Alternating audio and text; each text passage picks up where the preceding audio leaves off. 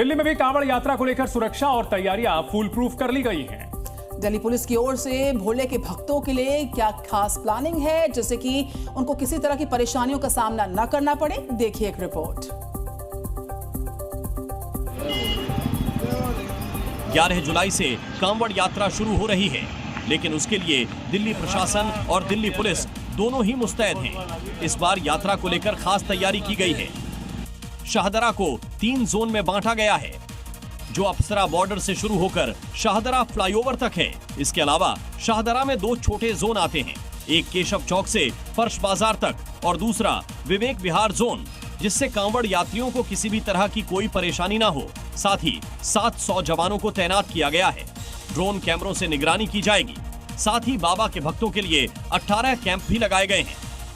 इसके साथ दिल्ली पुलिस ने कांवड़ यात्रियों के लिए एक डेडिकेटेड रूट बनाया है, जिससे ट्रैफिक और कांवड़ यात्रियों को किसी तरह की कोई परेशानी ना हो। उत्तर प्रदेश के बाद दिल्ली में भी कांवड़ यात्रा के दौरान नॉनवेज बैन की मांग उठती नजर आ रही है। बीजेपी विधायक तरविंदर सिंह मारवा ने मीट और शराब की दुकानें अस्थायी रूप से बंद करने की मांग की है। और इसके लिए तरविंदर सिंह मारवा ने गृह मंत्री अमित शाह को पत्र लिखा है। कांवड़ यात्रा के दौरान मीट और शराब की दुकानें बंद करने की मांग की। उधर बीजेपी विधायक रविंद्र नेगी ने साफ कर दिया है कि कांवड़ यात्रा के दौरान उनके विधानसभा क्षेत्र पटपड़गंज में मीट की दुकानें पूरी तरह बंद की जाएंगी। जहाँ जहाँ से कांवड़ जाएगा वहाँ पर दुकानें बंद होनी चाहिए, हर हालत में। सब विधायक इसमें सहमत है कि जहाँ से कांवड़ जाएगा वहाँ पर मीट की दुकानें बंद होनी चाहिए। खासकर मेरी विधानसभा के अंतर्गत जितनी मार्केटें आ रही है, यहाँ पे मांस की दुकान बिल्कुल कांवड़ के टाइम बंद रहेगी। ये मैंने निवेदन किया सभी दुकानदारों से और सबने माना भी इस बात। 11 जुलाई से कांवड़ यात्रा का शुभारंभ हो रहा है।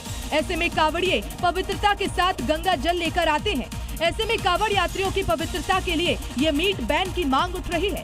इससे पहले यूपी के कांवड़ रूटों पर मीट बैन की मांग हो चुकी है। उधर हरियाणा में भी योगी मॉडल की जमकर तारीफ हो रही है। उत्तर प्रदेश में कांवड़ रूट पर पड़ने वाली दुकानों की पहचान उजागर करने, दुकानदारों की नेम प्लेट लगाने के योगी सरकार के फैसले को हरियाणा के शिक्षा मंत्री महिपाल ढांडा ने काफी सराहा है। कांवड़ यात्रा शुरू ही होने वाली है। उत्तर प्रदेश के साथ साथ दिल्ली और हरियाणा में भी कांवड़ यात्रा को लेकर तैयारियां जोरों पर हैं। उत्तर प्रदेश में कांवड़ रूट पर पड़ने वाली दुकानों, ढाबों और होटलों पर संचालकों को नाम प्लेट लगानी होगी, ताकि उनकी पहचान हो सके और किसी तरह का कोई संदेह न हो। मुख्यमंत्री योगी आदित्यनाथ के फैसले की हरियाणा में भी तारीफ हो रही है। हरियाणा के शिक्षा मंत्री महिपाल ढांडा ने कहा कि किसी की भी भावनाएं आहत नहीं होनी चाहिए। योगी सरकार सही फैसले ले रही है। आदरणीय योगी जी की सरकार माननीय प्रधानमंत्री जी के नेतृत्व में एक एक जानकारी स्टिक को लोगों को पता हो कि वो कौन है, क्या है, तो इसमें बुराई नहीं होनी चाहिए। इसमें किसी को कोई विवाद नहीं खड़ा करना चाहिए।